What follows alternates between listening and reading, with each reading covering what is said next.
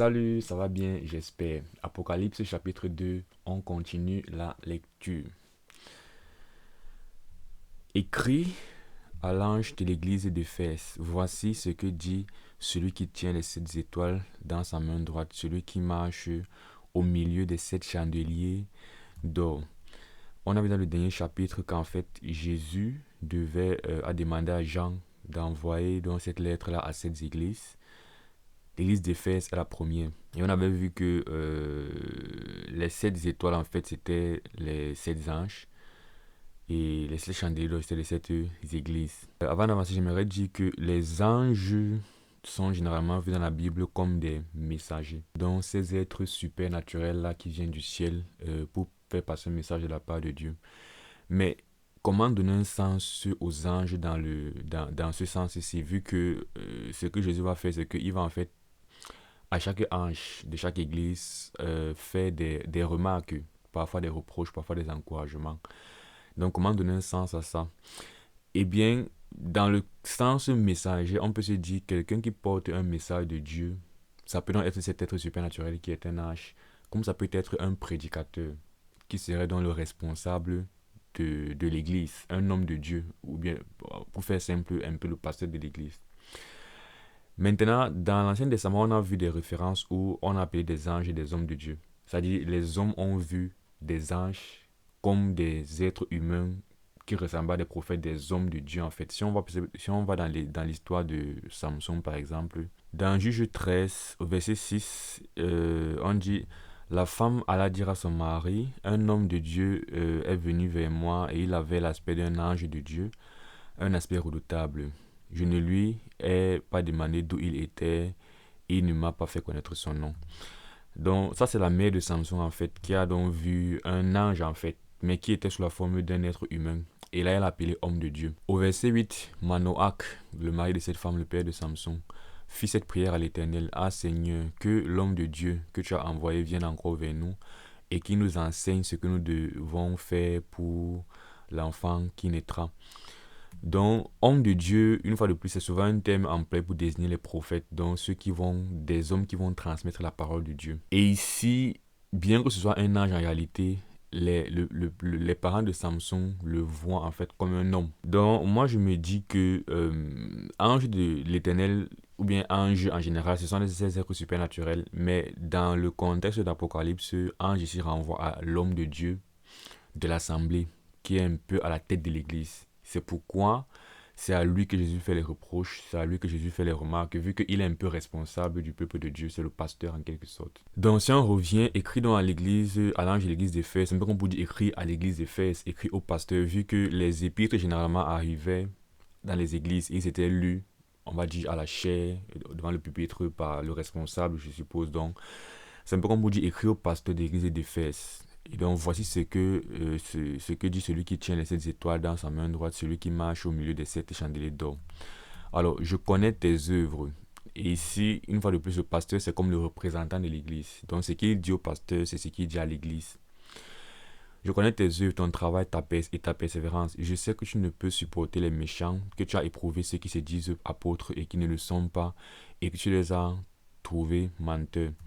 Et je disais dans la vidéo précédente que le livre d'Apocalypse nous enseigne sur des choses qui vont venir, les choses futures, constantes à la fin des temps, mais également sur des choses présentes, où on peut tirer des leçons sur les choses présentes dans notre vie chrétienne, à cause par exemple des endroits comme ceci, qui sont des lettres faites à des églises, comme les épîtres que Paul écrivait, où on peut en fait voir des reproches, des difficultés dans les églises et voir ce que nous faisons aujourd'hui et voir le reproche que Jésus nous ferait et donc améliorer nos vies aujourd'hui quoi. Donc on va voir pour chacune de ces églises ce qui est reproché et dans la mesure où si on se retrouve dans la reproche, qu'est-ce que Jésus attend que nous fassions pour nous améliorer en tant que chrétiens aujourd'hui, dans notre marche chrétienne aujourd'hui. Alors, en ce qui concerne l'église d'Éphèse, il dit, je connais ton travail, ta persévérance. Donc, ce sont des personnes qui ont des œuvres, qui travaillent, qui persévèrent. Je sais que tu ne peux supporter les méchants et que tu as éprouvé ceux qui se disent apôtres et qui ne le sont pas et que tu les as trouvés tous menteurs. Ce sont des gens qui ont du discernement, ce sont des gens qui ont testé ceux qui se sont levés au milieu d'eux pour commencer à enseigner en tant qu'apôtres et qui ont pu discerner que ce sont des menteurs. Alors, que tu as de la persévérance, que tu as souffert à cause de mon nom et que tu ne t'es point lassé. Donc, l'église d'Éphèse, c'est ce qu'on appellerait une église qui est assez tout feu, tout flamme de nos jours. Ils travaillent, ils ont des œuvres spirituelles, ils ont de la persévérance, ils ont du discernement. Voilà. Mais le Seigneur a un reproche à le faire. Ce que j'ai contre toi, c'est que tu as abandonné ton premier amour. Souviens-toi donc d'où tu es tombé, répands-toi et pratique tes premières œuvres. Sinon, je viendrai à toi et jeterai ton chandelier de sa place, à moins que tu ne te répandes. Donc, la reproche ici concerne le premier, ce qu'on appelle le premier amour d'Éphèse. Et je le disais aussi dans la vidéo précédente, il ne faut pas se précipiter pour donner un sens à des mots, à des paroles, juste comme ça, comme ce qu'on s'imagine. Il faut essayer de retrouver les trucs à quoi ces mots font référence. Quand il parle de premier amour, est-ce qu'on peut bibliquement voir, est-ce qu'il y a dans l'expression premier amour dans la Bible en général? Sinon, qu'est-ce qui se rapproche le plus de ça et comment on pourrait comprendre ça? Alors, ma compréhension du premier amour n'est pas un sentiment, une sorte d'émotion envers le Seigneur. Parce que, voilà, l'amour bibliquement n'est pas vraiment ça. Ça, ce n'est que l'aspect émotionnel de l'amour. Mais l'amour est plus défini par l'action. D'ailleurs, on va voir la définition en fait de l'amour de Dieu. 1 Jean 5, verset 3. Quand l'amour de Dieu consiste à garder ses commandements et ses commandements ne sont pas pénibles. Donc, l'amour de Dieu, s'il faut parler d'aimer Dieu ici, là, ça ne se résume pas à avoir une sensation forte dans le cœur. On va dire que Éphèse était cette église où dans le cœur, il ne brûlait plus pour Dieu. Non. L'amour de Dieu consiste à respecter ses commandements.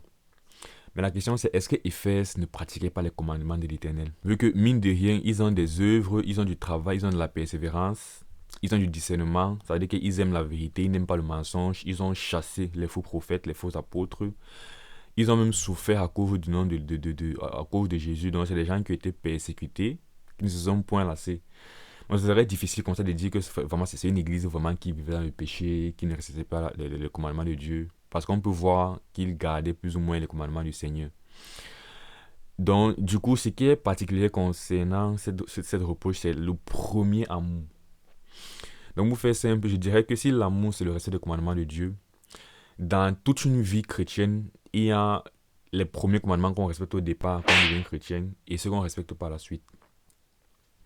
Et donc, qu'est-ce que ça peut être? À quoi ça peut renvoyer ces premiers commandements? Pour faire simple, je dirais en fait voir, on va dire, l'église, au début de l'église, qu'est-ce que Jésus-Christ attendait de l'église au départ? Matthieu 4, 18 à 19 dit, comme il marchait le long de la mer de Galilée, il vit deux frères, Simon appelé Pierre et André son frère, qui jetaient un filet dans la mer, car ils étaient pécheurs. Il leur dit, suivez-moi et je vous ferai pécheurs d'hommes. Jésus ici appelle les premiers disciples. Et on peut donc voir que la mission principale pour laquelle Jésus appelle les disciples, c'est pour prêcher l'évangile. Et vous ferez des pécheurs d'hommes, donc les personnes qui vont aller prêcher l'évangile, convertir d'autres personnes. Et donc, je ne vois pas si, je pense qu'on peut trouver quelque chose de plus primordial que la prédication de l'évangile dans la mission et dans le commandement que Jésus a pour l'Église. Avant le départ de Jésus-Christ, on va dire dans ses dernières paroles, c'est qu'il laisse comme mission principale à l'Église. Dans Matthieu 28, verset 19 à 20, il dit « Allez et faites de toutes les nations les disciples, les baptisant au nom du Père, du Fils et du Saint-Esprit, et enseignez-leur à observer tout ce que je vous ai prescrit, et voici je suis avec vous tous les jours jusqu'à la fin du monde. » Et nous sommes donc là vraiment à la naissance de l'Église. Nous sommes même avant la naissance de l'Église en quelque sorte. Bon, l'Église est déjà née parce que dès que Jésus-Christ a commencé avec son assemblée des 12, c'était à l'Église en quelque sorte. Mais de manière un peu plus officielle, l'Église va naître après la Pentecôte. Vraiment. Donc, la première mission qu'ils acquisent, en fait, allons même dans le livre des Actes pour regarder ça. Dans Acte 1:8, Jésus dit, mais vous recevrez une puissance, le Saint-Esprit survenant sur vous, et vous serez mes témoins à Jérusalem, dans toute la Judée, dans la Samarie et jusqu'aux extrémités de la terre. Donc, voici le cahier des charges de l'Église. La première chose que l'Église a commencé à faire, après sa naissance, c'est de prêcher l'Évangile. Et c'est donc ça le premier commandement, à mon sens, vraiment que l'Église a. Et donc, respecter ce commandement, pour moi, c'est avoir le premier amour. Et c'est ce qui se passe souvent. Quand tu viens de venir à Christ, moi, je pense, tu as cet amour-là où tu as été sauvé. Et ce que tu veux le plus faire, c'est prêcher l'évangile à l'autre, c'est convertir l'autre. Mais ce qui se passe maintenant, c'est que parfois, quand tu avances dans ta vie chrétienne, tu finis par être distrait par autre chose. Parfois, tu deviens très doctrinal, t'intéresses tellement à la théologie, tu commences à faire des débats sur la foi chrétienne, tu commences à... Voilà, et parfois, tu peux faire beaucoup de choses qui sont donc bien, sauf l'essentiel qui est de prêcher l'évangile. Tu vois, on voit dans les églises aujourd'hui où il n'y a pas, par exemple, des programmes d'évangélisation. Donc, ou alors, par exemple, si les églises prêchent l'évangile, c'est du genre, les gens individuellement se lèvent et partent prêcher l'évangile. Mais l'église même n'a pas un programme d'évangélisation. On va, par exemple, dire que les samedis, toute l'église sort prêcher l'évangile. Ou, par exemple, qu'en semaine, vraiment, c'est établi que l'église, en fait, organise l'évangélisation. Mais ils sont dans les débats théologiques, ils sont dans les... il y a, il y a un temps pour tout. Il y a un temps pour prêcher l'évangile, pour prêcher les doctrines, les choses théologiquement profondes. C'est important de le faire. L'église persévérait dans l'enseignement des apôtres. Mais le plus important, en fin de compte, une église qui ne prêche pas l'évangile et qui ne gagne pas les âmes a manqué en fait le plus important. Donc pour moi, c'est un peu ça le problème de l'église d'Éphèse, c'est que voilà, il y a cet aspect de prédication de l'évangile là, peut-être qu'ils sont en train de laisser un peu. Or, c'est le plus important, que ce soit dès l'appel des apôtres ou dans les dernières paroles de Jésus-Christ, c'est le plus important. Donc, si je suis un chrétien aujourd'hui qui fait beaucoup de choses dans la vie chrétienne, sauf sans prêcher l'évangile, il faut que je comprenne que Jésus-Christ, en fait, n'est pas content de moi. Il y a cet aspect-là, en fait, où il me dit, répands-toi de cet aspect-là, sinon, voilà. Ensuite, on verra aussi dans la suite que il y a différents ultimatums que Jésus-Christ donne aux églises, différentes conséquences si on ne fait pas ce qu'il attend de nous, et différentes bénédictions ou récompenses si on fait ce qu'il attend de nous. On reviendra dessus dans les détails, je crois, au chapitre 3. Maintenant, il dit au verset 5, souviens-toi donc d'où tu es tombé, repens-toi et pratique tes premières œuvres. Sinon, voici donc, si il ne pratique pas les premières œuvres, qu'est-ce que Jésus fera? Qui est, à mon sens, un accent sur la prédication, respecter le commandement, donc aimer le Seigneur, qui est de prêcher l'évangile. Je viendrai à toi et j'ôterai ton chandelier de sa place, à moins que je ne te répande. Alors, ça peut vouloir dire quoi, d'ôter le chandelier de sa place? On a vu que les chandeliers représentent en fait les églises. L'église, en réalité, c'est quoi? C'est le corps du Christ. Et chaque assemblée locale, à mon sens, a une identité spirituelle, est une partie du corps du Christ. Chaque assemblée locale, pour moi, spirituellement, a une valeur spirituelle. Et c'est ça, en fait, pour moi, le chandelier qui est devant l'église. C'est-à-dire, si tu es à tel niveau physique où vous vous rassemblez pour communier en tant qu'assemblée locale de chrétienne, il y a un chandelier spirituel là-bas, pour moi, que Jésus reconnaît, voici une partie de mon corps, de l'église. Mais je pense que lorsque tu t'éloignes en fait de ces voies, comme dans le cas d'Éphèse par exemple, où il y a un truc contre toi, si tu ne répares pas ça, ce que Jésus peut faire, c'est qu'il enlève son esprit de cet endroit. Et ça devient donc des endroits qu'on a aujourd'hui où des personnes partent par centaines de milliers ou bien par centaines, louent le Seigneur, prient et tout ça, mais l'esprit de Dieu n'est pas là-bas. Il peut avoir des chrétiens individuellement là-bas, parce que voilà, quand tu es chrétien, tu es chrétien. Mais en tant que corps, membre ou bien ce corps-là de l'église, en fait, cette église spirituelle, ce membre spirituel de l'église, l'esprit, comme on dit souvent, l'esprit de Dieu n'est pas ici. Et donc, il y a une sorte de désert. Voilà, c'est comme ça que je comprends ça. Ça veut dire que si dans une assemblée locale, à un moment donné, on laisse l'évangélisation, on laisse quelque chose qui est très important pour le Seigneur, il peut ôter son esprit de là. Il sera toujours avec des personnes individuelles qui sont chrétiennes dans cet endroit, mais l'esprit de Dieu, le genre que vous êtes en train de faire un culte, par exemple, et un païen entre, il ressent l'esprit de Dieu. Il n'y aura plus ça dans cette assemblée. Moi, c'est comme ça que je comprends ça. J'ôterai ton chandelier de sa place. Alors, tu as pourtant ceci, c'est que tu hais les œuvres des Nicolaïtes, œuvres que je hais aussi. Donc, une fois de plus, ils avaient vraiment du discernement pour reconnaître que ça, c'est une fausse doctrine, ça, c'est mauvais, ça, c'est mal, et je hais ça, voilà, je chasse ça, je tout et tout et tout. Mais le problème, c'est plus au niveau peut-être de l'évangélisation. Que celui qui a des oreilles entende ce que l'Esprit dit aux églises. À celui qui vaincra, je donnerai à manger de l'arbre de vie qui est dans le paradis de Dieu. Alors, l'arbre de vie, on en parle dans Genèse 22 à 24.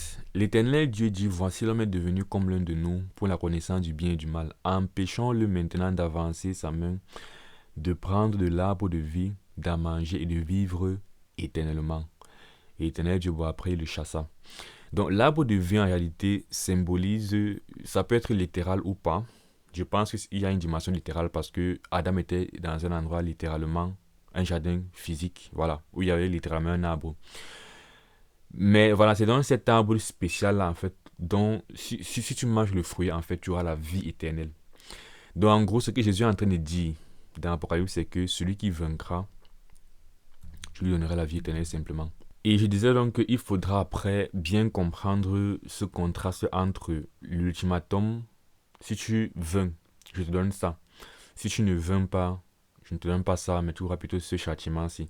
Parce qu'après, ça va remettre en question la notion du salut et d'évangile et de foi et tout ça.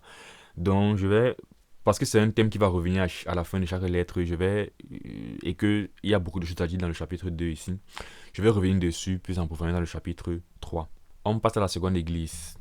Écrit à l'ange de l'église de Smyrne. Voici ce que dit le premier et le dernier, celui qui était mort et qui est revenu à la vie.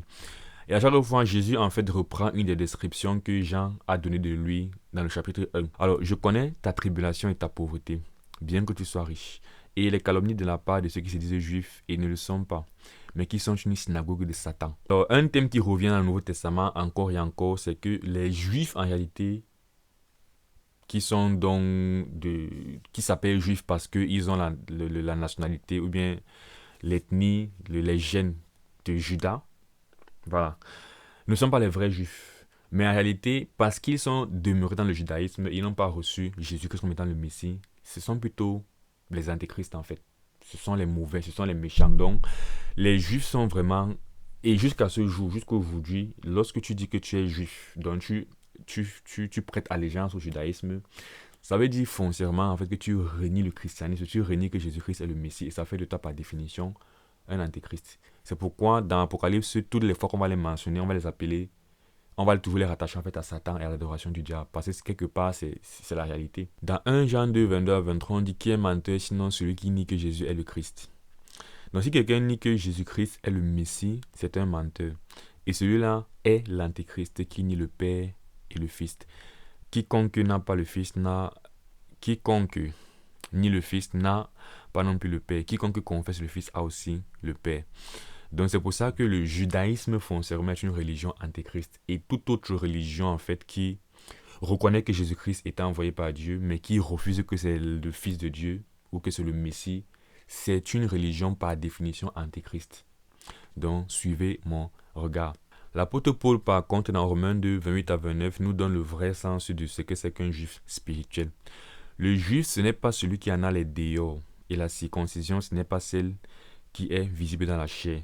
Donc en fait, tu n'as pas besoin d'être physiquement, ethniquement juif et d'avoir une circoncision physique pour être juif.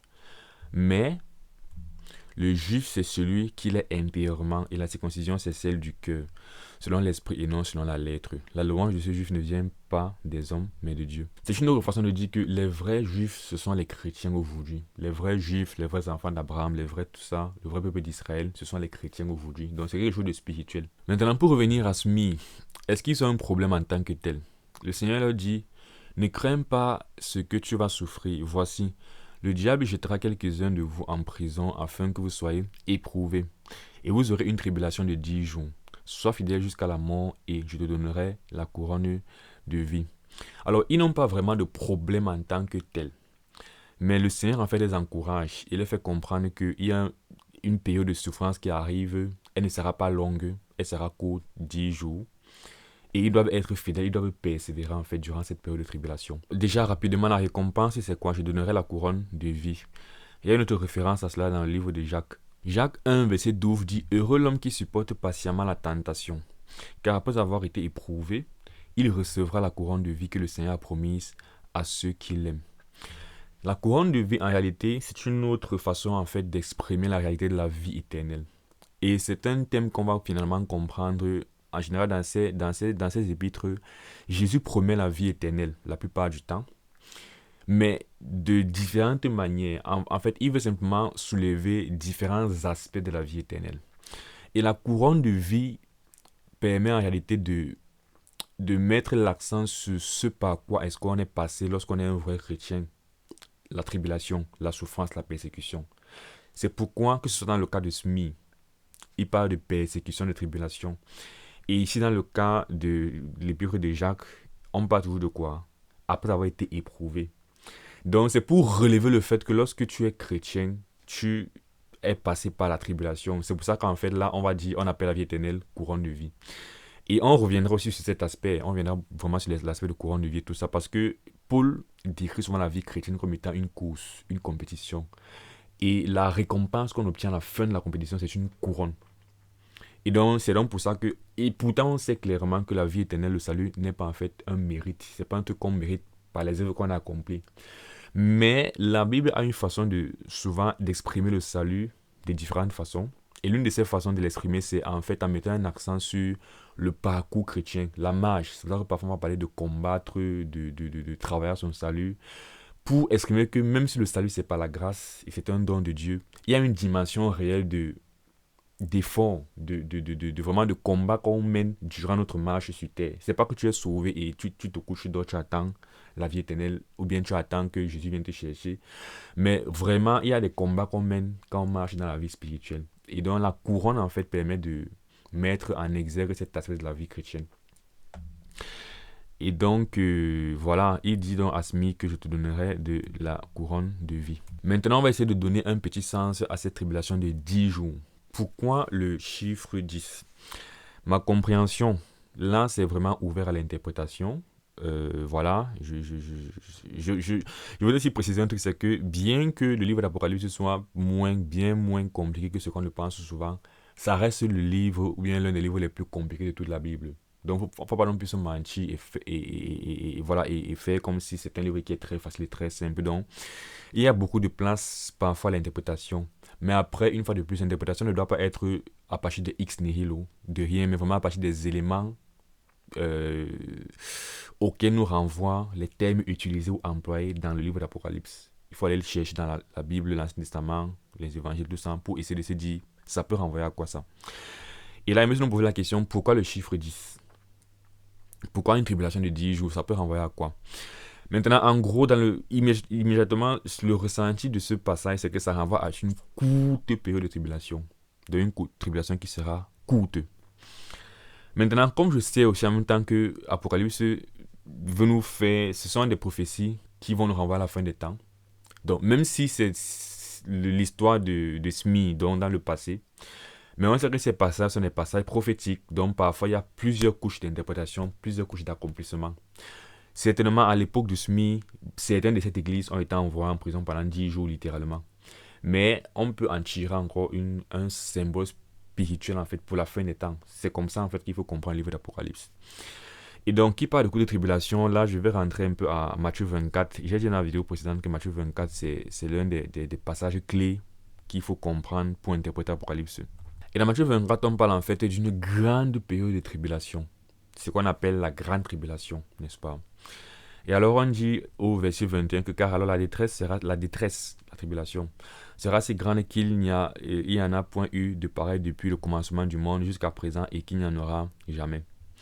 Et si ces jours n'étaient abrégés dans cette période de grande détresse, abrégé, ça veut donc dire que quoi? Ça va être écouté, ce ne sera pas long. Si ces jours n'étaient abrégés, personne ne serait sauvé. Mais à cause des élus, ces jours seraient abrégés. Ça veut dire que il y aura une grande tribulation, mais qui ne sera pas en fait une très grande période, qui ne sera pas une longue période, ça sera une courte période. Un peu comme la souffrance que doit endurer Smith. À ce niveau, on peut voir Smith comme étant un symbole de l'Église à la fin des temps, dans la grande tribulation, n'est-ce pas? Alors après les 10 jours, ils vont être en quelque sorte relâchés, ils vont être voilà, soulagés. Et à la grande tribulation aussi, après cette période, elle sera en fait écoutée par le retour du Seigneur, comme on va le comprendre plus tard en lisant l'Apocalypse toujours. Mais voilà, dans les chrétiens vont être en quelque sorte sauvés, soulagés, n'est-ce pas? On va encore aller plus loin. Pourquoi le chiffre, bien le nombre 10? On va rentrer à l'une des grandes fêtes que l'Éternel avait prescrites à Israël. Et les fêtes, en fait, à ce stade-ci de notre vie chrétienne, on devrait savoir que la plupart des cérémonies que l'Éternel a prescrites à Israël symbolisaient des réalités spirituelles dans le Nouveau Testament concernant le salut en Jésus-Christ et concernant également voilà, la fin des temps, les choses spirituelles. Et l'une des grandes fêtes prescrites par l'Éternel était la fête du jubilé. Et comment est-ce que l'Éternel en fait décrit ça ici? Il dit, tu compteras 7 sabbats d'année, 7 fois 7 années. Et les jours de ces 7 sabbats d'année seront 49 ans. Donc en gros, on sait que le 7e jour de la semaine, c'est le sabbat, n'est-ce pas? Maintenant, il dit, prenons ça un peu comme des années. Donc, à chaque 7 ans, en fait, tu auras une sorte de sabbat. Et tu vas faire comme ça, là, pour 7 sabbats. Ça fait donc 7 fois 7, 49, n'est-ce pas? Donc, 49 ans. Parce qu'il parle d'années de sabbat. Voilà. Et donc, il dit qu'on aura donc 49 ans. Il dit, le 10e jour donc, du 7e mois, tu feras retentir les sons éclatants de la trompette. Le jour des expiations, vous sonnerez de la trompette dans tout le pays. Et vous sanctifierez la 50e année. Vous publierez la liberté dans le pays pour tous ses habitants. Ce sera pour vous le jubilé. Chacun de vous retournera dans sa propriété et chacun de vous retournera dans sa famille. Donc, ce qui se passe, c'est que quoi? La 50e année, ce qui se passe, c'est que on célèbre l'année du jubilé. Et maintenant, on prend cette dernière année, laquelle est la 50e année, et on dit au milieu de l'année, donc au 7e mois, n'est-ce pas? Le 10e jour. Donc, nous sommes vraiment au milieu de l'année parce que l'année, c'est 12 mois, n'est-ce pas? Et quand on fait 6 mois, on a fait la moitié de l'année, il reste 6 mois à faire. Et donc, quand on entame le 7e mois, nous sommes toujours dans la période du milieu de l'année en quelque sorte. Et vraiment, on dit le 10e jour, donc c'est vraiment le milieu en quelque sorte, n'est-ce pas? J'insiste sur le milieu parce que dans la suite, on va parler de l'abomination de la désolation. On va parler de la prophétie faite à Daniel concernant les 70 années de tribulation d'Israël et qui ont un rapport avec la fin des temps et l'enlèvement et tout ça. On reviendra donc sur la moitié. Pourquoi j'insiste sur la moitié maintenant? Mais en gros, pour revenir sur le chiffre 10, un de ces symboles, c'est que qu'est-ce qu'on retrouve donc dans cette célébration? On retrouve déjà, voilà, le chiffre 10 donc. Psmi devait souffrir pendant 10 jours. Et là, nous sommes donc dans une période de 10 jours, après laquelle il y aura quoi? Il y aura une libération. Vous allez célébrer la libération. Et qu'est-ce qui va se passer? Il y aura les trompettes qui vont retentir pour célébrer la libération. Et bien, si on rentre au grand passage de l'enlèvement, comme Matthieu 24 ou 1 Thessaloniciens 4, qu'est-ce qu'on retrouve? On retrouve qu'au retour du Seigneur Jésus-Christ, il y aura quoi? Les sons des trompettes. L'enlèvement, c'est quoi? C'est comme je l'ai dit, c'est qu'il y a une grande période de tribulation et elle est écoutée par le retour du Seigneur Jésus-Christ. Il écoute la souffrance et il libère son peuple. Et c'était un peu ça que symbolisait la fête de Jubilé, c'est que quoi? Les trompettes retentissent et on célèbre la libération, la liberté. Et c'est le 10e jour. Donc, et on verra après, une fois de plus, qu'au milieu donc, de la dernière année qui symbolise la fin des temps, il y aura donc comme une sorte de, l'abomination de la désolation. Après quoi, il y aura une courte période de tribulation et l'église sera enlevée. Je reviendrai dessus dans la suite. Mais je voulais simplement dire qu'en fait, l'église de Smyrne est également un symbole de l'église à la fin des temps qui va souffrir pour une période et qui va ensuite être libérée, en fait, délivrée, enlevée par le Seigneur. Ce qu'on peut retenir pour notre marche aujourd'hui, c'est simplement de persévérer dans les tribulations. Voilà, ça c'est un enseignement qui revient dans la Bible, c'est que Paul a dit c'est pas beaucoup de tribulations que nous devons entrer dans le royaume des cieux. C'est pourquoi il disait la couronne de vie est un truc qui est propre à tout chrétien. C'est pas que certains chrétiens auront la couronne de vie et d'autres pas. Parce que la couronne de vie, c'est la vie éternelle, c'est le salut. Et tout chrétien aura la couronne de vie. Ça veut dire que tout chrétien est censé souffrir. Tout chrétien est censé souffrir la tribulation. Et Paul a dit c'est pas beaucoup de tribulations qu'il faut entrer. Dans la persécution et la tribulation, ce n'est pas pour certains chrétiens. C'est la réalité de tout vrai chrétien en quelque sorte. Et donc on a besoin d'être encouragé à persévérer dans les épreuves. Verset 11, que celui qui a des oreilles entende ce que l'Esprit dit aux églises. Celui qui vaincra n'aura pas à souffrir la seconde mort. Donc une fois de plus, on a l'ultimatum. Tu dois persévérer. Si tu persévères, tu ne souffriras pas la seconde mort. En d'autres termes, si tu ne persévères pas, et la seconde mort, c'est l'enfer. Et je disais une fois de plus que ces ultimatums peuvent, si on comprend mal en fait ce que Jésus attend de ces églises, on peut redéfinir le salut. Parce que si on prend par exemple Éphèse, supposons que Jésus, pas supposons, mais disons que Jésus reproche à Éphèse de ne pas assez prêcher l'évangile. Va-t-on dire que parce qu'un chrétien ne prêche pas l'évangile, il part en enfer? Est-ce que la condition pour être sauvé, c'est maintenant de prêcher l'évangile? Parce que prêcher l'évangile, c'est une œuvre en réalité. Alors, est-ce qu'on peut dire que pour être sauvé, il faut prêcher l'évangile, il faut pratiquer une œuvre? Non. Et j'éclaircis du coup une mauvaise compréhension qu'on a souvent du salut. Parfois, les gens pensent que surtout ce qu'on appelle le dispensationalisme en anglais, qui pensent qu'il y a différentes dispensations, différentes façons d'être sauvé selon les âges. Il y a des gens qui pensent que dans l'Ancien Testament, on était sauvé en respectant la loi, par exemple. Quand Jésus est venu, on était sauvé. On est sauvé par la foi. Et à la fin des temps, on sera sauvé soit en respectant ces différentes choses que Jésus demande de faire, soit en persévérant jusqu'à la fin et tout ça. Non, le salut n'a jamais été différent. Il y a toujours eu un seul salut par la grâce, par la foi au moyen de la grâce, que ce soit Abraham. D'ailleurs, c'est pour ça qu'Abraham, c'est l'exemple de notre salut dans le Nouveau Testament, vu qu'il a été sauvé par la foi. Et ce sera toujours par la foi qu'on sera sauvé. Donc n'allons pas penser que parce que ce sera la fin des temps, il y aura une différente façon d'être sauvé. Non, c'est faux. En tout cas, je vais éclaircir ça qu'on va avancer parce que on ne peut pas parler de tout en même temps. Donc, il faut juste être patient et suivre toutes ces vidéos pour que on va éclaircir beaucoup de choses. Mais là, en l'occurrence, je voulais dire que c'est pas qu'on va dire pour être sauvé, il faudra prêcher l'évangile. Et bizarrement, Éphèse a un genre de salut qui consiste à prêcher l'évangile. Sinon, Jésus-Christ va, voilà, ils n'auront pas l'arbre de vie. Maintenant, on vient à Smyrne. Pour être sauvé, il faut persévérer. Sinon, ils vont aller dans un lac de feu. Non, c'est pas comme ça qu'il faut comprendre ça en réalité. Mais on va revenir dessus. Juste comprenons simplement que vraiment Jésus est en train de dire que celui qui ne persévérera pas, en fait, ira voilà, en enfer. Mais il faudra comprendre après, ça veut dire quoi persévérer en quelque sorte. Ça veut vraiment dire quoi persévérer et éclaircir tout ça. Ensuite, on continue avec Pergame. Écrit à l'ange de l'église de Pergame, voici ce que dit celui qui a l'épée aiguë à deux tranchants. Je sais où tu demeures. Je sais que là est le trône de Satan. Tu retiens mon nom et tu n'as pas renié ma foi. Même vous d'Antipas, mon témoin fidèle, qui a été mis à mort chez vous, là où Satan a sa demeure. Donc, Pergame, en fait, il y a un problème dans l'église de Pergame, c'est que il reste dans un endroit en fait dangereux. En fait, au milieu d'eux, il y a en fait des choses sataniques. Où tu demeures, là est le trône de Satan. Et je rappelle que généralement, quand on parle de choses sataniques, on ne parle pas forcément des esprits vraiment avec des ailes noires et tout qui font des choses. On parle des doctrines foncièrement mauvaises. Comme on l'a vu précédemment, le judaïsme, en fait, c'est ce qu'on appelle la doctrine de Satan. Parce que c'est une doctrine qui s'oppose à l'évangile de Jésus-Christ. Donc, c'est antéchrist, donc c'est satanique. Et de la même façon, quand il dit là le trône de Satan, c'est pour dire qu'il y a vraiment en vous, il y a vraiment des mauvaises doctrines en fait. Par exemple, dans 1 Timothée 4, dans Timothée quelque part, je ne sais pas ce que c'est 1 Timothée 4, mais je pense. Quand Paul dit par exemple que dans les derniers temps, il y aura, l'Esprit dit que plusieurs abandonneront la foi pour s'abandonner à des doctrines, des esprits séducteurs et à des doctrines des démons. Lorsqu'on lit en fait ces doctrines des démons, de quoi il s'agit? En fait, il s'agit de quoi? Les traditions d'hommes. Faut pas se marier, faut pas manger ci, faut manger ça. Parce que quoi, en fait, c'est que ce sont des doctrines en fait qui défient vraiment l'évangile de Jésus-Christ. C'est des gens qui vont commencer à enseigner des choses bizarres, pernicieuses concernant comment faire pour être sauvé. Genre, il faut pas faire ci, il faut pas manger ça, faut pas se marier, des trucs comme ça. Mais parce que doctrinalement c'est mauvais, on appelle ça doctrine des démons.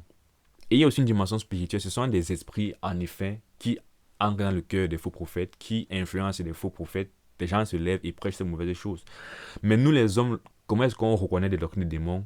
C'est pas parce que les anges sont flottent avec les ailes noires dans nos églises, on va savoir que il y a des démons. Non, c'est parce que les prédicateurs se lèvent et enseignent des choses qui s'opposent à l'évangile, qui sont toxiques pour l'évangile et pour le salut. C'est ça qu'on reconnaît que voici une doctrine des démons. Donc, quand il y a le trône de Satan, c'est pour dire qu'il y a des mauvaises doctrines au milieu de vous. Donc, tu retiens mon nom et tu n'as pas renié ma foi. Même au jour d'Antipas, mon témoin fidèle, qui a été mis à mort chez vous, là où Satan a sa demeure. Donc, ce qui est intéressant avec Pergame, c'est que ils ont un peu un mélange entre la vérité et le mensonge. C'est-à-dire que ce sont des personnes fidèles. Et individuellement, ils sont fidèles en fait à Jésus-Christ. Il y a des personnes qui sont même prêtes à mourir pour Jésus-Christ. Donc, forcément, qui ont la vérité, qui ont le bon évangile et tout ça. Mais en même temps, au milieu d'eux, en fait, il y a des mauvaises doctrines. Dans verset 14, j'ai quelque chose contre toi, c'est que tu as là des gens attachés à la doctrine de Balaam. Et donc, une fois de plus, quand on parle du trône de Satan, c'est la présence des mauvaises doctrines. Et c'était quoi la doctrine de Balaam? Qui a enseigné à mettre une pierre d'achoppement devant les fils d'Israël pour qu'ils mangeassent les viandes sacrifiées aux idoles et qu'ils se livrassent à l'impudicité. Rapidement, c'est quoi l'histoire de Balaam? Il y a Balak qui vient voir Balaam, un prophète qui parlait souvent avec Dieu. Et Balak, un roi d'une nation ennemie à Israël, reconnaissant qu'Israël est un peuple qui est très puissant et sachant qu'il ne pourrait pas par ses propres moyens battre Israël, il part voir Balaam et demande à Balaam en fait de maudire Israël. Comme ça, il aura l'avantage sur Israël si Israël est maudit. Balaam demande à l'Éternel puis-je maudire Israël? L'Éternel répond non, Israël c'est mon peuple, ne les maudis pas, bénis-les plutôt. Maintenant, comme entre-temps, Balak avait promis beaucoup d'argent à Balaam s'il maudissait Israël, et que Balaam quelque part voulait l'argent. Mais Balaam sait en même temps qu'il ne peut pas désobéir à l'Éternel. L'Éternel veut bénir Israël. Donc ce qu'il s'est dit, c'est que je ne vais pas directement être celui qui va maudire Israël pour désobéir à l'Éternel, mais je vais en fait montrer à Balak comment faire tomber Israël, n'est-ce pas? Comment faire en fait que Israël soit maudit, pas que ça vienne de ma demande à moi, mais que ça vienne vraiment de la volonté de l'Éternel. Et pour ce faire, il suffit seulement de faire pécher Israël contre l'Éternel, et là l'Éternel va se fâcher contre eux, il va les maudire. Et il a expliqué à Balak que si tu veux que Israël soit en mauvais terme avec l'Éternel, envoie tes filles séduire les hommes pour qu'ils couchent avec eux. Ils participent en fait à vos choses païennes. Et là, l'Éternel va se fâcher. Et là, il va les maudire. Et donc, c'est ce qu'il a fait. C'est pourquoi on dit cela qui enseignait à Balak à mettre une pierre d'achoppement devant les enfants d'Israël pour qu'ils mangeassent les viandes sacrifiées aux idoles et qu'ils se livrassent à l'impudicité. Ils ont commencé à coucher avec les filles. En même temps, ils ont partagé les repas des viandes sacrifiées aux idoles de ce peuple-là. Et c'est donc comme ça que, voilà, Israël a péché, Dieu s'est fâché, et Dieu a frappé Israël. Et donc, Balaam finalement a été payé par Balak parce que, voilà, Balaam a donné l'astuce en fait à Balak comment faire pour maudire Israël. Et donc, c'est mieux ça la doctrine de Balaam, c'est quand, en gros, mais maintenant pour ramener ça à la vie chrétienne en général, c'est de dire que quoi, lorsque tu enseignes, tu influences mal le peuple de Dieu et l'amènes en fait à tomber dans des pratiques qui ne plaisent pas à Dieu. Tu pratiques un peu la doctrine de Balaam en quelque sorte. Voilà, de manière figurée. Et il y a donc des personnes du coup qui enseignaient des doctrines donc pernicieuses au milieu de l'église de Pergame. Et du coup, voilà, ça faisait que les chrétiens pêchent, quoi. Et le problème donc de l'Éternel, c'est que les dirigeants de l'église, donc l'ange de l'église de Pergame, ne se séparaient pas de ces gens, ne chassaient pas ces gens. Il est maintenant au milieu d'eux. Donc ils avaient en même temps les gens qui sont dévots au Seigneur, mais en même temps les gens qui sont doctrines pernicieuses. C'est un peu comme l'image d'aujourd'hui où à l'église, on n'est pas pour la division en quelque sorte. On veut trop l'unité. Au point où même lorsqu'on voit les gens qui pêchent ouvertement, on ne veut pas en fait les chasser. Donc je dirais que le problème de Pergame, c'est qu'ils ne pratiquent pas ce qu'on appelle la discipline de l'église. Les choses que Jésus et même Paul ont enseigné, que lorsque un frère, quelqu'un se nomme frère, et il persiste dans des mauvaises voies ouvertement, on doit le chasser de l'église. Donc Pergame en fait ne chassait pas les gens de l'église. Or, qu'est-ce que l'apôtre Paul a dit en cherchant 1 Corinthiens 5, je dirais que Jésus dans Matthieu 18 avait dit que si un frère fait un truc qui est mauvais, et on le reprend encore et encore, toute l'église est témoin de son mal, mais il ne se répand pas, il faut le chasser et le considérer comme étant un païen. Et Paul enseignait un peu la même chose dans 1 Corinthiens 5.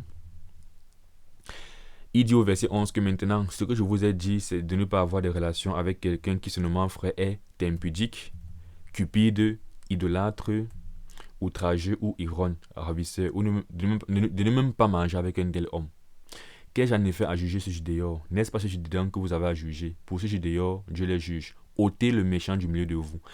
Donc à l'église, on ne doit pas, il n'est pas, bibliquement parlant, lorsqu'on connaît ouvertement quelqu'un vit dans le péché, quelqu'un enseigne de mauvaises doctrines, quelqu'un fait des trucs qui sont mauvais, contraires à la doctrine de Jésus-Christ dans l'église, quand c'est connu de l'église, on appelle la personne à la repentance.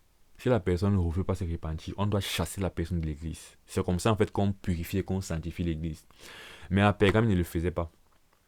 Voilà. Et donc Jésus a donc ça contre eux. Parce que ces gens finalement restent là, ils intoxiquent les autres chrétiens. N'est-ce pas? Et voilà, ça fait tomber le peuple de Dieu. Et Jésus est fâché donc contre les dirigeants qui ont la responsabilité donc de purifier l'église et de chasser ceux qui persistent dans les mauvaises voies de l'église. Jean, il a encore allé plus loin dans 2 Jean 9 à 11. Quiconque va plus loin et ne demeure pas dans la doctrine de Christ n'a point Dieu. Celui qui demeure dans cette doctrine a le Père et le Fils. Si quelqu'un vient à vous et n'apporte pas cette doctrine, ne le recevez pas dans votre maison, ne lui dites pas salut. Car celui qui dit salut participe à ses mauvaises œuvres. Alors, même si dans un contexte immédiat, Jean parle des personnes qui vont se lever et commencer à ouvertement enseigner des doctrines antichrist, parce qu'on voit au verset 7 là, il dit plusieurs séducteurs sont entrés dans le monde qui ne confessent point que Jésus-Christ est venu en chair. Celui qui est tel, c'est le séducteur et l'antéchrist. Bon, Jean l'avait dit dans son premier épître. Mais voilà, lorsque tu ne confesses pas que Jésus-Christ est le Messie et qu'il est venu en chair, que Dieu s'est incarné en Jésus-Christ pour venir, voilà, tu es antéchrist. Ça, c'est l'esprit de l'antéchrist, en fait, qui agit en toi, avec lequel tu es d'accord. Mais en général, lorsque tu enseignes des choses activement, donc vraiment activement, tu viens vraiment enseigner des choses, et que ces choses sont très nocives pour la foi chrétienne, pour la doctrine de Christ, en fait, on doit se comporter de manière très sévère envers toi. Paul a dit, il faut qu'on te chasse. Jésus a dit, qu'on te chasse. Jean dit qu'en fait, même on doit te chasser et couper tous les ponts avec toi. Bien sûr, jusqu'à ce que tu te répandes, parce que le but de la discipline, c'est que tu te répandes devant Dieu, tu es honteux, tu te répandes, et que quand tu reviennes demander pardon, voilà, on te reçoit encore. Mais quand tu es ouvertement, activement dans la rébellion, ce qu'on doit faire, si on t'aime vraiment, c'est qu'on te chasse. C'est ça le vrai amour. Et donc, par exemple, ne pratiquez pas ça. Donc, c'est comme pour dire que voilà, il ne faut pas qu'on ait cette mauvaise conception de l'amour que de nos jours les gens ont, que l'amour c'est tolérer tout et n'importe quoi, et même le péché. Voilà, non, c'est pas vrai. Voilà Jésus qui se fâche carrément parce que les gens ne pratiquent pas la division, comme on appelle souvent ça, voilà, le fait de chasser. Donc là, c'est une division, c'est pas une division, voilà, contre la vérité, ça c'est une division pour la vérité. Et ce n'est même pas une division parce que en fait, l'unité c'est dans la vérité. Donc si tu as du mensonge, en fait, on n'est pas vraiment divisé en quelque sorte. On n'a jamais été unis en fait. On est unis dans la vérité. C'est si deux personnes sont dans la vérité et se divisent qu'on va dire on se divise. Mais tant que nous avons le nom aussi qui est la doctrine de Christ, toute personne qui n'a pas la doctrine de Christ n'est pas unie avec nous. Donc quand on le chasse, en fait, ce qu'on fait, c'est qu'on purifie simplement. On se purifie, on se sanctifie, on se met vraiment à part pour rester entre nous, ceux qui avons la vérité. D'ailleurs, continue de même, toi aussi tu as des gens attachés pareillement à la doctrine des Nicolaïtes. Donc, on peut voir la différence ici entre Pergame et Éphèse. Éphèse, par contre, pratiquait vraiment le discernement et chassait ceux qui étaient attachés à la doctrine de Balaam, il les haïssait. Et les Nicolaïtes, il les haïssait, il les chassait. Pourtant, on voit à Pergame qu'eux, ils ne chassaient pas, ils ne discernaient pas. Peut-être qu'ils discernaient, mais en fait, ils ne chassaient pas les mauvais prophètes, les mauvais enseignants, les faux prophètes en fait de leur église. Et donc c'est ce que Jésus leur reproche. Donc répands-toi donc, sinon je viendrai à toi bientôt, je les combattrai avec l'épée de ma bouche. Que celui qui a des oreilles entende ce que l'Esprit dit aux églises. À celui qui vaincra, je donnerai la manne cachée. Et je lui donnerai un caillou blanc. Et sur ce caillou est écrit un nom nouveau que personne ne connaît si ce n'est celui qui le reçoit. Donc on peut encore voir une fois de plus, c'est quoi l'ultimatum ici? Si tu ne vaincs pas, voilà, je te combats. Si tu vaincs, je te donne la manne cachée. Et on sait à quoi renvoie la manne. La manne, c'est Jésus. C'est le pain tombé du ciel. C'est la vie éternelle. Jésus a dit dans les évangiles que celui qui mange, vos pères ont mangé la manne dans le désert et ils sont morts. Mais moi, je suis le vrai pain du ciel. La manne vraiment qui donne la vie éternelle. Celui qui mange de cette manne n'aura plus jamais soif. Faim, il aura la vie éternelle. Donc, c'est une autre façon de dire en fait le salut. Écrit à l'ange de l'église de Thyatire, voici ce que dit le Fils de Dieu, celui qui a les yeux comme une flamme de feu et dont les pieds sont semblables à l'airain ardent. Je connais tes œuvres, ton amour, ta foi, ton fidèle service, ta constance et tes dernières œuvres plus nombreuses que les premières. Là, on a une église. Et en général, ces églises ne sont pas des églises qui sont très... En fait, c'est des églises qui ont souvent des petits problèmes. Mais en général, ce sont des églises assez actives. Parce que là, on voit carrément, ils ont des œuvres comme Éphèse, ils ont de l'amour, ils ont la foi, ils sont fidèles, ils sont constants. Et leurs dernières œuvres sont plus nombreuses que les premières. Donc, ils n'ont définitivement pas le problème d'Éphèse qui avait abandonné son premier amour. Parce qu'eux, ils sont dans la croissance des œuvres. Mais ce que j'ai contre toi, c'est que tu laisses la femme Jézabel, qui se dit prophétesse, enseigner et séduire mes serviteurs pour qu'ils se livrent à l'impudicité et qu'ils mangent des viandes sacrifiées aux idoles. Donc, on a donc la fameuse Jézabel. C'est quoi le problème? Il y avait donc apparemment une femme à cette époque-là qui s'appelait probablement Jézabel. Quoique ce n'était pas un hasard, je pense que c'est aussi l'esprit dans sa sagesse veut nous faire repartir à Jézabel qui existait dans l'Ancien Testament, la femme du roi Akab. Alors, qu'est-ce qu'elle fait? Elle se dit prophétesse. Alors, il y a... souvent, les gens ont pris cette notion de Jézabel et en ont fait ce que j'appellerais plus la femme étrangère. C'est-à-dire, les gens ont résumé toute femme dans le monde parce qu'elle séduit, et voilà, elle est impudique, sexy, et voilà, elle va mener souvent les gens à pécher et tomber. On va appeler ça esprit de Jézabel, des trucs comme ça. Une femme qui ne gère même pas Dieu, qui est dans son monde et qui est dans son impudicité et tout. On va l'appeler esprit de Jézabel et tout ça. Mais si un esprit Jézabel existe même, parce que je ne crois pas à esprit Jézabel et tout, mais si c'est que ça devait même exister, ça ne serait pas quelqu'un qui est dans le monde en réalité. Parce que quelqu'un qui est dans le monde est dans le monde. Voilà, c'est le monde, c'est le diable, c'est tout ça. C'est pas vraiment comme dans le sens ici. Ici, il s'agit d'une femme en réalité qui a une position d'autorité spirituelle et qui se revendique même du peuple de Dieu. Parce que quand je te dis prophétesse, ça veut dire que tu te mets devant le peuple de Dieu, tu dis en fait parler de Dieu et être quelqu'un qui va enseigner la voix de Dieu. Et c'est ce qui rend en fait sa position problématique devant le Seigneur parce que quand tu dis parle au nom de Dieu et que tu te mets à égarer les gens, c'est deux fois plus grave que celui qui naturellement dans son voilà, l'être humain est un pécheur. Donc c'est normal que le pécheur ne fasse pas la volonté de Dieu. Mais quand tu te places devant le peuple de Dieu, tu veux les diriger et tu les envoies plutôt vers le malin, c'est très grave. On connaît à quel point les faux prophètes étaient très mal punis dans la loi. En fait, quand tu étais un faux prophète, tu devais en fait mourir. C'était la peine de mort. C'est très grave. C'est l'un des péchés les plus graves. Le fait de se placer et de diriger le peuple de Dieu dans les ténèbres, vers le mal, vers d'autres dieux. Donc déjà, il faut comprendre un peu Jézabel dans le contexte de l'église de Thyatire. Dans ce sens, c'est une femme qui se levait, se disant prophétesse. Et donc, dans cette position maintenant, qu'est-ce qu'elle faisait? Déjà, elle enseignait. Bon, maintenant, on sait bibliquement parlant, selon 1 Timothée 2, on va aller rapidement là-bas. Avant même de voir la doctrine que la femme, Jézabel, enseignait. Parce que quelqu'un va dire après que bon, peut-être c'est parce qu'elle enseignait les mauvais trucs. Avant de voir le type de mauvais trucs qu'elle enseignait, le fait qu'elle enseignait d'abord, c'est un problème. Parce que dans 1 Timothée 2, l'apôtre Paul dit que la femme écoute l'instruction en silence avec une entière soumission. Je ne permets pas à la femme d'enseigner, virgule. Donc, première chose, c'est interdit. Ni de prendre l'autorité sur l'homme, mais elle doit demeurer dans le silence. Pourquoi c'est interdit que la femme enseigne? Parce que aussi les gens ont dit que le problème c'est qu'elle prenne l'autorité sur l'homme, mais elle peut enseigner sans prendre l'autorité. Ça n'a pas de sens. Parce que celui qui enseigne par définition, c'est le responsable de l'église, le pasteur. Et donc il a de l'autorité sur les brebis. Ça c'est par définition.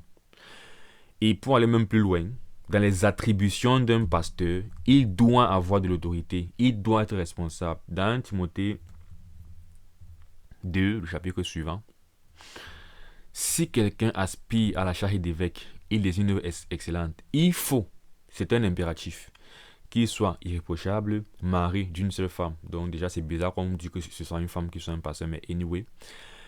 Sobre, modéré, régulier dans sa conduite, hospitalier, propre à l'enseignement. Voilà, il doit savoir enseigner. Alors, il faut qu'il ne soit ni adonové ni violent, mais indulgent, pacifique, désintéressé. Ok. Il faut qu'il dirige. C'est un impératif. Ça doit être un dirigeant, un leader, sa maison. Et qu'il intéresse, et qu'il tienne ses enfants dans la soumission et dans une parfaite honnêteté. Pourquoi? Si quelqu'un ne sait pas diriger sa propre maison, comment prendra-t-il soin de l'église de Dieu? Donc le pasteur, c'est le dirigeant. Ce n'est pas que je peux être pasteur, mais pas avec autorité. Ça n'a pas de sens. Tu changes le sens de ce que c'est qu'un pasteur, de ce que c'est qu'un enseignant. L'enseignant a l'autorité sur ceux à qui il enseigne. Ça, c'est le sens de l'enseignement. Si tu n'es pas d'accord avec ça, c'est que tu as un autre sens de l'enseignement et tu remets toi. En fait, tu n'es pas cohérent en réalité. Tu n'es pas réaliste, tu n'es pas honnête. Donc, le premier truc, c'est que la femme ne doit pas enseigner et prendre l'autorité sur l'homme. Ça ne sied pas à la femme parce que une femme ne peut pas diriger sa maison. Vu que pour Dieu, Dieu est le chef de Christ, Christ est le chef de l'homme et l'homme est le chef de la femme. Et les deux sont les chefs des enfants. Mais l'homme est le chef de la femme et du foyer. Si donc une femme ne peut pas diriger sa maison, ça veut dire qu'elle ne peut pas diriger l'église.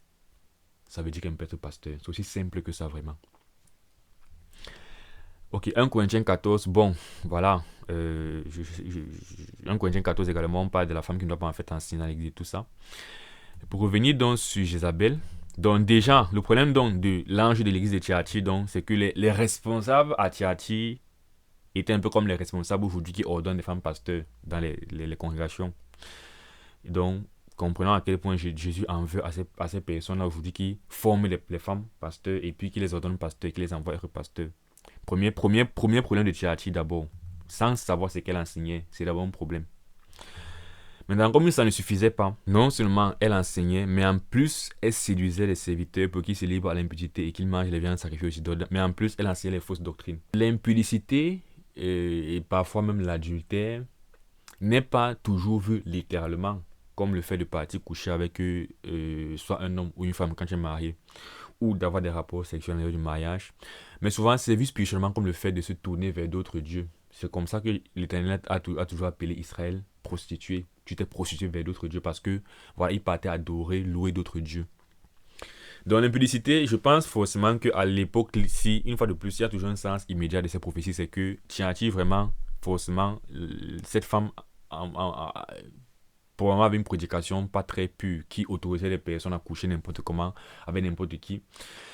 Mais dans l'extrapolation spirituelle, on peut aussi comprendre que c'est quelqu'un qui enseignait les mauvaises choses aux gens, une mauvaise conception de qui est Dieu. Et donc les gens se mettaient forcément en fait à louer un autre Dieu, n'est-ce pas, un autre Jésus. C'est comme de nos jours, dans les églises, voilà, on enseigne que Jésus t'aime, Jésus n'est pas fâché contre toi, peu importe ce que tu as fait, peu importe ce que tu veux faire, Jésus t'aime comme tu es, il ne veut pas que tu changes, il veut sortir le meilleur qui est en toi, tu es bon au fond, et Jésus veut en fait faire sortir le meilleur en toi, les faux trucs comme ça là. Voilà, quand tu prêches un Jésus comme ça aux gens, tu es en train d'amener les gens en fait à adorer une idole. Parce que ça, ce n'est pas le vrai Dieu. C'est un Dieu qui est fait à votre image. Et donc, c'est un peu ce que cette femme faisait. Et maintenant, pour revenir à la femme, je pense aussi que il a pris, parce qu'on peut aussi se dire après que même les hommes peuvent enseigner des faux dieux comme ça. Mais le fait est que la femme est un symbole fort et ça peut faire mal aux féministes et aux gens qui sont politiquement corrects de nos jours. Mais je suis désolé, si vous avez un problème, allez vous revendiquer ça devant Dieu et la Bible. La femme, bibliquement parlant, c'est une vérité certifiée et absolue, est un symbole de séduction et d'égarement. Je suis désolé, mais c'est la vérité. En commençant par Ève, qui a séduit Adam. Mais si tu lis tout le livre des Proverbes, je prends encore le cas par exemple de la femme étrangère. Pourquoi pour symboliser en fait l'égarement, on a pris l'exemple d'une femme? Parce que c'est le symbole, c'est comme ça que Dieu a voulu dépeindre. En fait, je vais revenir, en fait, c'est même logique. C'est parce que, au départ, c'est Ève qui a amené l'homme à tomber, que du coup, la femme a été comme un symbole d'égarement. Ce n'est pas un problème contre la femme, c'est seulement, on va dire, un fait. Voilà. C'est pas une femme que l'homme est tombé au départ. Donc, du coup, en général, on a un peu généralisé ça. Même quand on parle de séduction, qu'est-ce qu'on voit? On voit beauté, on voit charme. Et c'est un truc que, voilà, l'homme n'est pas vraiment le symbole de charme ou bien de séduction. C'est pas vraiment un truc qui caractérise l'homme. Ça, c'est la femme. Comment est-ce qu'on décrit la folie dans le livre des Proverbes? La femme. On dit c'est une femme stupide, elle ne sait rien. Voilà, c'est la femme. Donc, voilà. Donc, je pense qu'ici aussi, Dieu a voulu mettre vraiment le symbole sur l'égarement en prenant donc la femme Jézabel, qui, je reviens maintenant sur l'histoire de Jézabel. C'était une femme qui épousait Akab. Akab était un Israélite. Jézabel était une femme païenne. Elle épousait Akab. Et elle est venue justement avec ses multiples dieux païens, amener Akab à adorer ses dieux. Et comme Akab était le roi d'Israël, malheureusement, il a aussi amené le peuple d'Israël à adorer ses dieux. Et c'est un peu comme ça qu'il est en train de dire le thème Jézabel n'est pas anodin. C'est parce qu'il existe une femme qui était en position d'autorité dans le peuple de Dieu une fois et qui les a amenés dans l'égarement, voilà, à adorer d'autres dieux. C'est pourquoi en fait Jézabel symbolise bien ce rôle-là.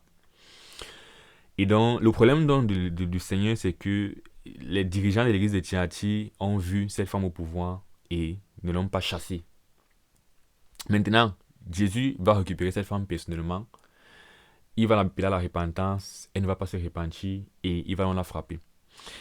Et une autre chose que je voudrais dire concernant les femmes et le pastorat et tout ça, c'est que j'insiste sur le fait que certains diront qu'une femme peut ne pas forcément avoir de mauvaises doctrines, avoir une bonne doctrine, mais vraiment, dis-toi bien que si Jésus dit par exemple que je ne veux pas qu'un homme idolâtre ou bien un homme ivrogne soit pasteur, est-ce que tu peux me dire que l'homme si est un ivrogne mais vraiment c'est un bon pasteur? C'est-à-dire que si un homme juste se lève, il est vraiment ivrogne, il sait qu'il est ivrogne, l'église sait qu'il est ivrogne, mais en dehors du fait qu'il boit et qu'il saoule souvent, bon, il a une bonne doctrine, tout ce qu'il enseigne est vrai. Peux-tu vraiment dire que c'est un bon pasteur? Non, parce que par définition, il s'est opposé ouvertement à un commandement du Seigneur pour être à même d'être pasteur. C'est-à-dire que le On a mis un prérequis là que Dieu veut. C'est un peu comme quand je dis par exemple que pour entrer dans le lieu très saint, tu dois être souverain sacrificateur. Donc, si tu me permets de dire que bon, moi je suis simple sacrificateur, je vais entrer dans le lieu très saint parce que je me suis sanctifié. Donc, je suis un homme comme le souverain sacrificateur, je peux entrer. Donc, quand Dieu a mis une condition, tu dois la respecter. Si tu ne la respectes pas, tu vas à l'encontre de son commandement. Ce n'est pas toi qui définis les choses, c'est Dieu. Donc, si un homme en réalité est idolâtre, est ivrogne et devient pasteur, il est sous la colère de Dieu, peu importe ce qu'il enseigne. Dieu, dans ses voies, peut bien l'utiliser pour convertir des personnes. Ce n'est pas parce que parfois les gens vont dire que non, mais c'est un pasteur, il m'a enseigné, il m'a fait grandir. Là n'est pas la question. Si c'était les pierres crieront. Dieu peut prendre les pierres et faire des miracles avec les pierres. Donc, c'est pas parce que tu es un pasteur ivrogne que tu as fait les miracles, des choses pour dire que tu penses que tu as une valeur en tant que tel devant Dieu. Pas forcément. Donc, c'est pour dire que si ouvertement tu viens enfreindre un commandement, ça en dit long sur ta mentalité en réalité. Tu es une mauvaise personne. Point. Tu es un rebelle à Dieu. Dans ton cœur, il y a la rébellion envers Dieu. Ça fait de toi une mauvaise personne. Dans le cas de toute femme qui va se lever et être pasteur, bien que la Bible a interdit qu'une femme enseigne avec autorité et tout ça. C'est pourquoi, vraiment, voilà, une femme. Et qu'est-ce qu'une femme pasteur va enseigner? Elle va généralement enseigner. Maintenant, il dit pas que c'est toujours le cas. Une femme pasteur peut avoir une doctrine qui est vraiment comme une sainte doctrine et enseigne la vérité. Et donc enseigne que la femme soit soumise. Mais je pense que 7 femmes pasteurs sur 10 femmes pasteurs vont enseigner que l'homme et la femme sont égales. Vont enseigner les trucs du genre, c'est 50-50. Les trucs de ce genre. Qui sont une fois de plus encore anti-Jésus-Christ. Parce qu'il y a un ordre dans le corps de Christ. Il y a un ordre dans le foyer familial et tout ça. Donc, et ça fait donc qu'il y a de fortes chances qu'une femme pasteur enseigne les choses, voilà, qui sont contre l'ordre naturel de Dieu. Et donc, du coup, ça va amener ses fidèles aussi à croire des choses qui sont contre l'ordre. Et nous, on va se retrouver dans l'idolâtrie parce qu'elle va enseigner un Jésus efféminé aux gens. Et du coup, ça fait que les gens vont croire à un Jésus efféminé, vont croire à un Dieu efféminé. Et on va tous se retrouver dans cette situation de tu amènes mes fidèles en fait à l'idolâtrie. Mais je reviens encore au fait que même si une femme pasteur enseigne la saine doctrine, là n'est pas la question. Elle ne doit pas être pasteur pour commencer. Donc elle est rebelle par définition et donc au cœur, dans son cœur, il y a une rébellion envers Dieu. C'est un problème. Dieu est fâché contre elle. Donc, je lui ai donné du temps afin qu'elle se repentisse et elle ne veut pas se repentir de son impudicité. Donc, voici, je vais la jeter sur un lit et envoyer une grande tribulation sur ceux qui commettent l'adultère avec elle, à moins qu'ils ne se répandent de leur œuvre. Et lorsque tu te mets sous l'autorité d'une femme pasteur, dis-toi bien que ce n'est pas seulement la femme qui a un problème. Toi aussi, tu as un problème. Et c'est la raison pour laquelle moi, perso, même si je reconnais qu'une femme enseigne vraiment les bonnes choses, et j'en ai écouté des femmes dire des choses intéressantes, vraiment vraies et puissantes, moi, je suis mal à l'aise parce qu'il y a ce truc de, voilà, Dieu a dit que, et tout, et tout, et tout. Donc, je ne voudrais pas me mettre, en fait, sous un joug vraiment étranger et dangereux pour moi. Je préfère ne pas me mettre à écouter une femme pasteur vraiment. Donc, voilà. Donc, Jésus dit, je vais la jeter sur un lit et envoyer la grande tribulation sur ceux qui commettent avec elle l'adultère, à moins qu'ils ne se répandent de leurs œuvres. Je ferai mourir de mort ses enfants. Voilà, dans les projets de sa prédication, ce sont ses enfants spirituels dans ce sens. En fait, si on veut comprendre ça de nos jours. Donc, je ferai mourir de mort ses enfants. Voilà. Et toutes les églises connaîtront que je suis celui qui sonde les reins et les cœurs. Et je vous rendrai à chacun selon vos œuvres.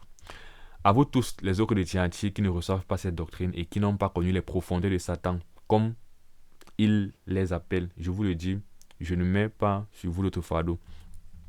Et donc, en conclusion, tout ce qui concerne Jézabel n'est pas vraiment un esprit pour moi. Je ne dirais pas esprit de Jézabel comme on dit de nos jours, mais je dirais plus doctrine de Jézabel. Voilà. La doctrine d'une femme, pour commencer spécifiquement, c'est une femme qui prend l'autorité dans une église, qui commence à enseigner et qui, déjà, c'est un problème. Ou alors, en plus de ça, enseigne des mauvaises doctrines. C'est ça la doctrine de Jézabel. Mais en général, en fait, ce serait plus quelqu'un qui se met et qui enseigne les mauvaises choses et amène à l'égarement. Pour moi, c'est ça vraiment la doctrine de Jézabel. Puisqu'ici, il finit par résumer ça comment ceux qui ne reçoivent pas cette doctrine. Voilà, donc c'est plus un problème doctrinal en fait. Et l'autre chose qu'on peut retenir de l'église de Thyatire, c'est que j'ai connu une personne qui m'avait dit une fois que si tu pars dans une église où il y a une fausse doctrine, ça fait de toi quelqu'un qui n'est pas sauvé. C'est faux. Parce que ici, à Tchati, il y a vraiment les profondeurs, comment on dit, les profondeurs de Satan. C'est un peu comme Pergame, où il y a vraiment au fond des mauvaises doctrines qui sont là vraiment. Mais ça pour autant que Jésus a dit que bon, tous les autres qui n'ont pas connu ça sortaient de l'église. Il dit seulement ce que vous avez, retenez-le jusqu'à ce que je vienne. Donc je reprends à vous, à tous les autres de Tchati qui ne reçoivent pas cette doctrine et qui n'ont pas connu les profondeurs de Satan, comme il les appelle, je vous dis, je ne mets pas sur vous d'autres fardeaux, seulement ce que vous avez, retenez-le jusqu'à ce que je vienne. Ça veut dire que ce que, en fin de compte, je dis toujours, Jésus juge chacun pour sa part. Donc si tu es dans une église où il y a les mauvaises doctrines, si tu sens que Dieu attend de toi que tu partes de cette église, que c'est le moment de partir, tu pars de l'église. Mais si tu sens que tu veux rester là peut-être et aider, et on va le voir avec l'église de Sardes par exemple, parfois tu dois rester dans l'église qui est mauvaise et aider, être celui qui est clair, être celui qui interpelle. Parfois c'est ta mission, donc ta mission reste. Et on ne pourra pas venir dire que bon, comme je suis dans l'église là, vraiment je dois sortir à tout prix. Mais c'est vrai qu'en restant dans une église avec des mauvaises doctrines, tu es dans une tribulation où tu as intérêt à ne pas finir par y succomber et être aussi égaré, tout ça. Mais voilà, on ne peut pas rester comme ça et simplement dire que, comme par exemple, on va dire peut-être que les protestants ont une doctrine bizarre ou comme les catholiques ont une doctrine bizarre, toute personne qui fâche les catholiques est égarée. Pas forcément. Il y a des personnes qui ont vraiment qui connaissent Jésus-Christ personnellement, qui sont nés de nouveau régénérés, soit par manque de compréhension et de fermeté, ils n'ont pas encore compris qu'il faut que c'est mauvais, il faut sortir, ou bien que c'est mauvais. Soit ils ont compris, mais voilà, ils veulent faire quelque chose là-bas, ils veulent peut-être prêcher un à des personnes comme ça individuellement et les faire être sauvés. Moi, je connais des personnes comme ça qui ont compris l'évangile, qui ont une doctrine vraiment à l'esprit régénéré, mais qui continuent à partir parce qu'ils avaient des connaissances à qui ils voulaient prêcher. Voilà, on ne peut pas rester comme ça à l'extérieur et condamner toute l'église catholique. C'est pourquoi je dis souvent que moi, perso, j'ai pas de problème avec le catholique. Mon problème souvent, c'est avec la doctrine en soi, la doctrine catholique. Voilà, pas le catholique même. C'est un chapitre voilà, on peut apprendre tellement de choses, c'est pourquoi c'est long comme ça. Et j'ai essayé de ne pas tirer sur chacun des points parce qu'on peut vraiment développer, mais voilà. Je dis les choses vraiment flagrantes qu'on peut retenir de ces différentes églises, de ces différentes portions de ce chapitre-ci. À celui qui vaincra et qui gardera jusqu'à la fin mes œuvres, je lui donnerai autorité sur les nations. Là, on a maintenant une récompense par contre qui n'est pas directement liée au salut. Et on peut le comprendre parce qu'il y a deux choses. Il y a d'abord celui qui va vaincre, c'est la première chose. Et ensuite, il y a celui qui va garder les œuvres. Il aura donc autorité sur les nations. Là, on a un peu une notion de récompense qui n'est pas directement liée au salut, bien strictement liée au salut. Et je le redis encore, on va revenir sur ça dans le chapitre suivant. Alors, il est pétré avec une verge de fer, comme on brise des vases d'argile, ainsi que moi-même, j'en ai reçu le pouvoir de mon Père. Et je lui donnerai l'étoile du matin. Que celui qui a des oreilles pour entendre ce que l'Esprit dit aux églises. C'est la fin de ce chapitre 2. Je te dis à la prochaine pour le chapitre 3. Porte-toi bien d'ici là, que je te bénisse. Ciao.